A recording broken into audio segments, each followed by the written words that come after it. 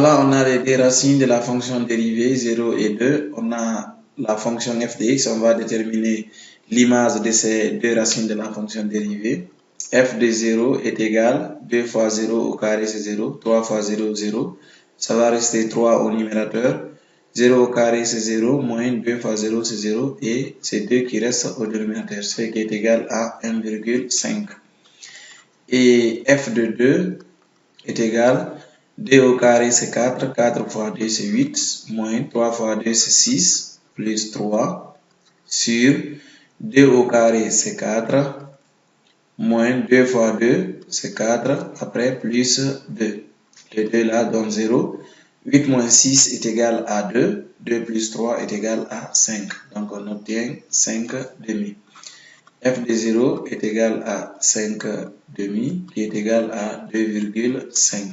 Maintenant, nous pouvons dresser le tableau de variation. Voilà.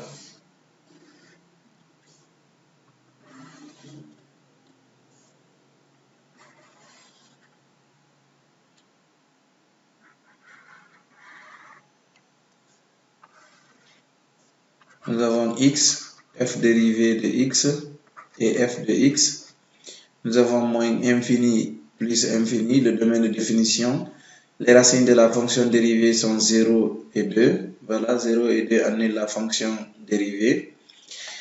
Et là, il faut comparer l'image de 0 par la fonction f et la limite de f lorsque x tend vers moins infini.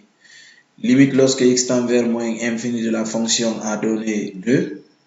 Et f de 0 est égal à 1,5, 3 demi. 2 est supérieur, donc 2 doit être en haut. Et f de 0 est égal à 3 demi. 3 demi donc doit être en bas, l'image de 0.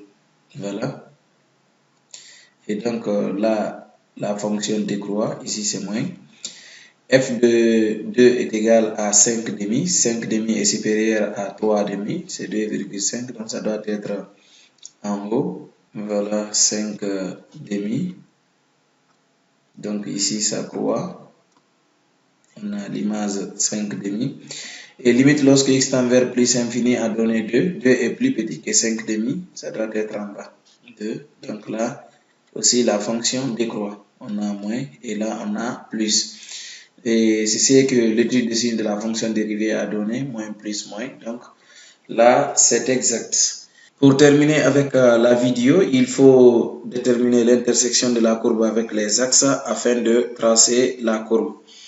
Et C inter x' OX, on pose f de x égale à 0. Si f de x est égal à 0, c'est le numérateur 2x au carré moins 3x plus 3 qui est égal à 0. Et là d'ailleurs, à partir du tableau de variation, on voit que la fonction est complètement positive. Et 2, 3 demi, 5 demi, 2. Donc de moins infini à plus infini dans R, f de x est supérieur à 0. Ça ne peut pas être égal à 0. Donc cette équation n'a pas de solution. Même si on détermine delta, on verra que delta est inférieur à 0. Ici, delta est égal à b au carré. Moins 3 au carré, c'est 9. Moins 4 fois 2, a fois c, 3. Voilà. Ce qui est égal à 9 moins 4 fois 2, 8. 8 fois 3, 24. Et ça, c'est inférieur à 0. Donc, vous voyez que l'équation n'a pas de solution. Cela veut dire que la courbe représentative de cette fonction n'a aucun point d'intersection avec l'axe des abscisses. C inter y', l'intersection de la courbe f avec l'axe des ordonnées. Là, on pose x est égal à 0. On trouve y. Y, c'est l'image de 0 par la fonction. Et f de 0 est égal à 3 demi. Ça veut dire que la courbe coupe l'axe des ordonnées. Et au niveau de y est égal à 1,5 qui est 3 demi. Maintenant, nous allons essayer de représenter la courbe de cette fonction f. Voilà, nous allons maintenant représenter cette courbe. On a le repère OIJ. Nous savons qu'il n'y a pas d'intersection de la courbe avec l'axe des abscisses, mais avec l'axe des ordonnées lorsque x est égal à 0, y est égal à 3 demi, qui est d'ailleurs n extrémum. 3 demi, c'est 1,5. Ici, n et 1,5. Voilà, la courbe doit passer par là en coupant l'axe des ordonnées à ce point. Et ensuite, lorsque x est égal à 2, y est égal à 5 demi, 2,5, x2, y 2,5.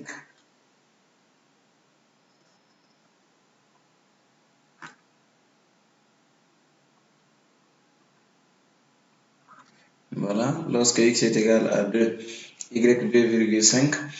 Et là, on a 2, 3, 2,5. Et sans oublier, nous avons une droite horizontale qui est l'asymptote horizontale, la droite d'équation y est égale à 2, vous vous rappelez.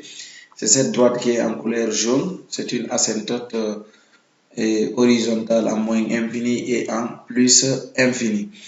Voilà, ça c'est son asymptote en quittant vers x moins infini et ça décroît vers ce point.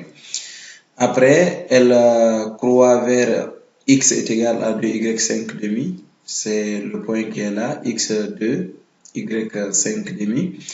Après, elle décroît vers son asymptote 2 et en plus infini, x plus infini et y2, son asymptote horizontale. Et voilà, nous avons représenté la courbe de cette fonction f. Et c'est tout pour cette vidéo. Merci de l'avoir suivi. À très bientôt pour une autre fonction rationnelle, pour une deuxième partie de ce titre, étude de fonctions rationnelles.